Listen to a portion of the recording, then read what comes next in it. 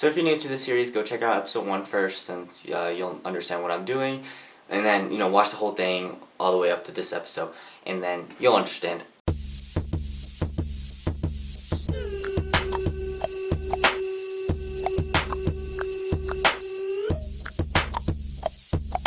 So here's a quick recap of last episode. Basically 3 girls asked me to homecoming, and none of them was Josephine, which is the girl I wanted to go to homecoming with. So this episode is about homecoming. I'm so late on these episodes because it's already almost prom, and I'm talking about homecoming right now, which is the beginning of the second quarter. So I need to catch up. So after those 3 girls asked me to homecoming, I didn't talk to them like at all. Then the time has officially come. Homecoming night. I wasn't really nervous about anything because I had the genius idea to just pretend that I didn't know you can only go with one person. So you're probably expecting some sort of dramatic, super climatic event that happened, but it was actually pretty smooth. For most school dances, I wait about 30 minutes before I actually go in the building, because you don't want to be that dude who's first in line with the fedora who thinks they can dance, and they go into the dance circles, and they think they're good with their breakdancing, but everyone's just laughing at them. You don't want to be that guy. And also, school dances are pretty boring up until 30 minutes in, so it's all calculated. So I go in 30 minutes in, and the good thing is I didn't see any of my dates there, waiting for me outside, so that was good. Just imagine waiting for your homecoming date, and he's coming, but then you're about to go up to him and say hi, and then some other girl runs over to him and does the same exact thing, and that'd be really I'm a terrible person. So when I was in the building, I was in the lobby area, and the dance floor was actually in the gym, and I thought that the dance was in the lobby. I didn't think there was anything else. I didn't see the room that went into the gym, where was everyone was dancing. So I literally just waited by a wall for 30 extra minutes, waiting for everyone to start dancing, and for them to turn the lights off and turn on some music. And so basically I'm just on my phone, and I see a group of girls kind of chatting, and they're kind of giggling and stuff, and they're looking at me every few moments. I guess they were trying to get one of the girls to come up to me and talk to me, because a girl did do that from their group, and she came over to me and started talking to me hey, how are you, where are you from, and stuff like that. And she seemed interested in where I was from, when she noticed my accent, because she asked where I was from. Kind of simple. Anyway, I can kind of tell she's into me, and she's probably gonna ask for my phone number soon. Which is cool, I guess. Most people don't really like me.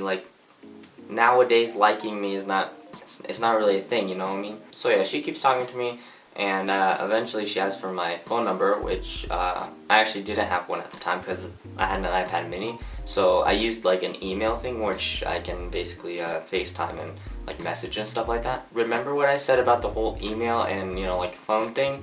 Because that's gonna come into play next episode. So as I'm typing my email address into her contacts, I look up and I see one of my dates in the corner. She was giving me this stare, she wasn't mad, but it was a sort of I'm depressed, and if you don't come talk to me, I'm gonna shoot up a school kind of stare. So I finished typing my email address, I say goodbye to her, and I walk over to the girl that was staring at me, I already saw her, she knows she saw me, so I gotta go talk to her. I said hi, and then she said I look cute, right off the bat. She was trying to get the ball rolling because, it's obvious she likes me, and so I just said, okay, I go to dance floor now, bye. Because I don't really want anything romantic to happen, I don't want the balls rolling. So the good thing is that the other 2 girls that I said yes to when they asked me to homecoming, they actually weren't there, so it was surprisingly smooth, but some stuff did go down, so I'll tell you guys about that. So I walk over to the dance floor, and I see a big projector right next to the DJ, which basically shows the corner of the dance floor, which not many people are there, but basically so if you're dancing over there, people can see you, and so it's just a little TV thing, I don't know. So for the first hour, not much happened. I just talked to some people and did some freestyle circles, and it was pretty fun. And then like maybe 2 hours into the dance, you know, remember that fedora dude that I was talking about that's like first in line all the time, and you know, he's like a complete loser, you know? Yeah, he's dancing where the projector, you know, camera is showing, so you know, everyone's like watching him, and they form like this half circle around him because, you know, he probably thinks that they're cheering for him, but you know, everyone's just laughing at him. That's basically what's going on. So after like a minute he's dancing, some other people like walk in, walk out, walk in, walk out, and you know, they're like dancing and doing like funny stuff like dabbing, or you know, doing some you know, other cancerous dances. So I was watching from the edge of the half circle, and someone told me to go in because I guess they saw me dance before, you know, from like the past dance or something, and yeah, they told me to go in. So I went in, did my thing, everyone was cheering and like screaming and stuff, and I got a lot of compliments after, and it was pretty fun. Oh yeah, and then like after I did my little solo thing in the area, my friend who is also a dancer came up to me, and you know, we did like a friendly little dance battle, and it was pretty fun. That was a pretty big highlight of the dance. But yeah, and then like 30 minutes later, I'm just walking around the dance, and a slow song comes on. So you all probably know when a slow song comes on, that's when you do the slow dance with a certain partner. I was walking around awkwardly because I don't slow dance, and so as I'm walking around, a girl taps me on the shoulder and asks me to dance. You know, I've noticed a pattern with every girl that I've talked about in these videos, besides like one, they're all black. For some odd reason, black girls either like me or find me attractive. That's like the same thing, but yeah. It's not just here in Colorado either. It's like, it's literally everywhere I've been to. There's been at least one girl that's like confessed to me that said they like me and they were black. Like, that doesn't happen with the other races. That doesn't happen with like white girls or Asian girls or Mexican girls. It's always black. I mean, it's not a bad thing. It's just interesting. In fact, I have a theory on this, so I'll probably put it in another video. So if you stay subscribed and you see a video from me that says why black girls like me, you know what's up. So when that black girl asked me to dance, I was like, I said something like, I have arthritis, I can't dance, or something like that. I slow danced in middle school, but ever since I went to Japanese school, I've become like awkward, and I haven't danced or slow danced in high school since. So like even if like someone I like asks me to dance, I won't do it. I'm too like.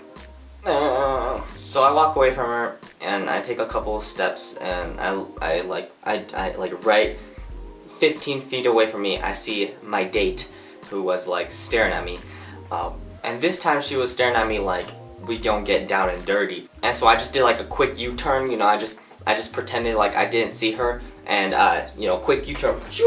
I just can't handle romantic situations. Ever since I went to Japanese school, my drive to find a companion just vanished.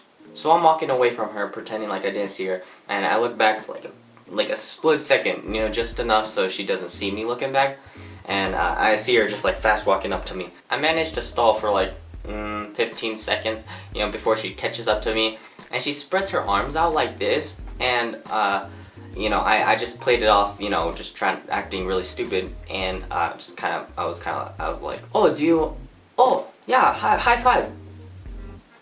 five, yes. What are you doing? Why are you doing this? What? I don't know what you are doing.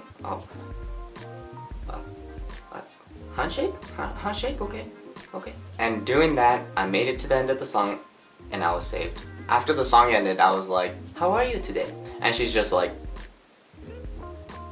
I'm a low-key savage, not gonna lie. So at the end of the dance, I walked around a little bit, and I ran into Josephine. I was really awkward, and we were kind of both awkward, and we just like talked a little bit, you know, how are you? How was the dance so far? I was super awkward, but when the dance ended, I walked away, and I looked back, and we had that juicy eye contact. I'm a terrible boyfriend. I don't want to hold hands with the girl. Hugging is talking is awkward, but when it comes to eye contact, I'm down with that. real, sensational, sensual, spiritual eye contact is really rare for me. Because usually when I look at someone and they look back, I just immediately look away. But for some special people, in certain special situations, we can have that juicy eye contact. And that's what me and Josephine did. So yeah, that was homecoming. Yeah. And by the way, watch out for the next episode, because it's lofty, if you know what I'm saying. Let's go, baby, don't email.